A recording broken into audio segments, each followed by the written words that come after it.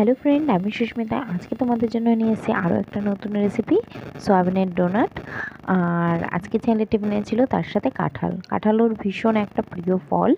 তো আজকে সয়াবিনের ডোনাটটা কী করে তৈরি করছি চলো দেখে নেওয়া যাক।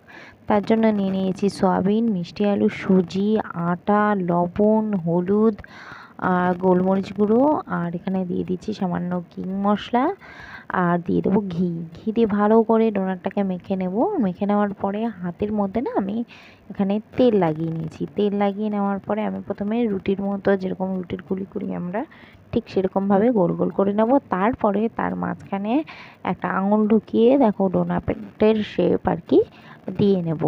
আমি এখানে 6টা ডোনাট তৈরি করেছিলাম। তো এরপরে ডোনাটটা তৈরি করার পরে আমি তেলের মধ্যে ভালো করে ভেজে নিয়েছিলাম।